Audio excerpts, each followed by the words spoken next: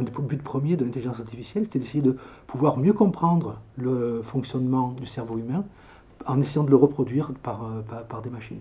Il y a des cas où on sait que le cerveau humain n'est pas efficace pour traiter ces problèmes-là. Typiquement, si on doit effectuer des calculs avec beaucoup de nombres, avec beaucoup de chiffres, c'est quelque chose qu'on fait très mal. Si on doit prendre une décision qui est fondée sur un nombre de paramètres qui dépasse la centaine de paramètres, c'est quelque chose qu'on fait très mal. Et là, la machine est capable de le faire.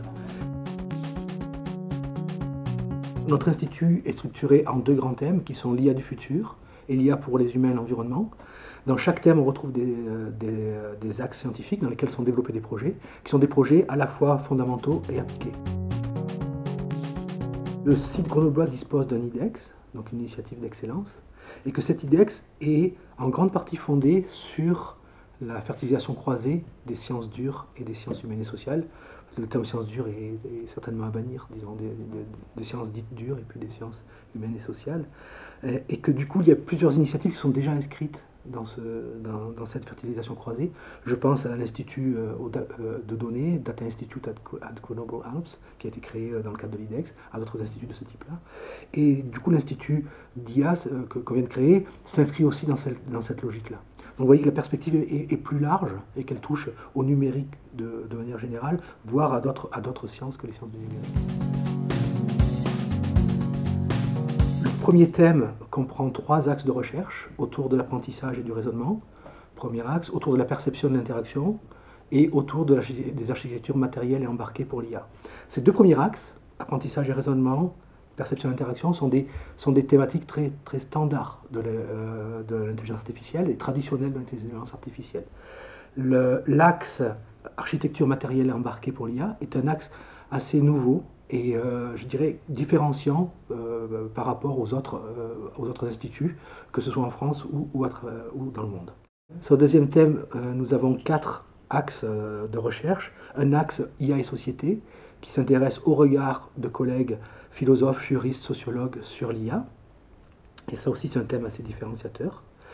Un axe assez différenciateur, pardon. Ensuite, on a 3 axes qui sont l'intersection entre l'IA et puis d'autres domaines, qu'on appelle domaines applicatifs, sachant que malgré tout, il y a des recherches fondamentales qui sont faites dans ces axes-là, bien sûr.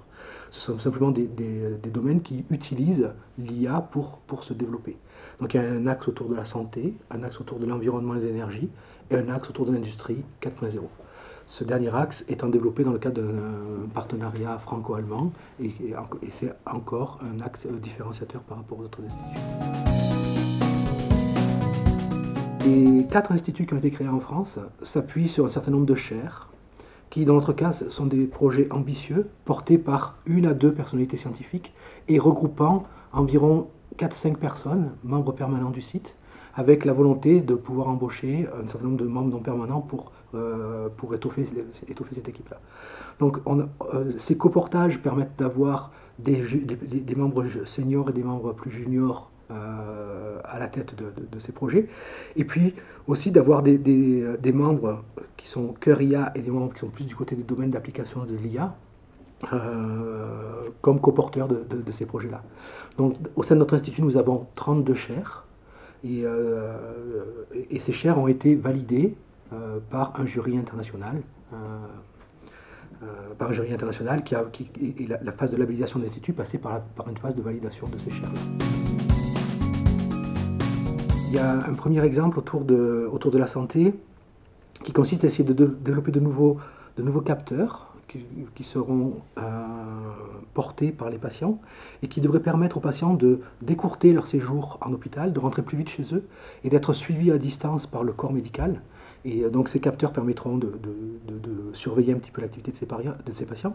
Et il y aura des logiciels d'intelligence artificielle associés à ces capteurs permettant de comprendre un peu mieux l'état de ces patients-là et puis d'aider le corps médical dans ses décisions à distance. Donc là, ça permet aux gens de mieux vivre leur maladie, entre guillemets.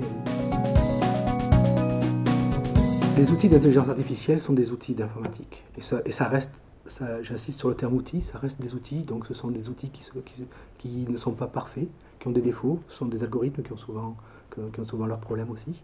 Ce sont des logiciels, tout comme n'importe quel logiciel d'informatique. Je trouve que le terme intelligence artificielle est assez peu approprié parce que c'est difficile de qualifier un algorithme d'intelligent. Donc, sans parler même de conscience, déjà, qualifier un algorithme d'intelligence, c'est quelque chose que je rechigne à faire, par exemple, personnellement. Donc, y a-t-il des limites qu'on peut avoir? Les limites qu'on peut avoir, c'est simplement les limites qu'on veut, qu'on veut se donner en tant que société sur le type d'outils qu'on veut développer. Est-ce qu'on veut développer des drones pilotés par des humains qui peuvent aller tuer les gens? Voilà, il n'y a aucune intelligence là-dedans, il y a simplement un relais visuel. Donc là, on est dans un outil qui ne serait pas forcément doté d'intelligence artificielle, mais est-ce qu'on veut le déployer ou pas? C'est une question que la société doit se poser. Puis après, c'est la même question pour un outil qui est doté d'intelligence artificielle, avec le risque qui est que lorsque l'automatisation augmente, le risque de bavure peut augmenter.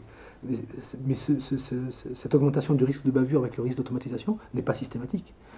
Automatiser les voitures permettra très certainement de diminuer le nombre d'accidents de la route.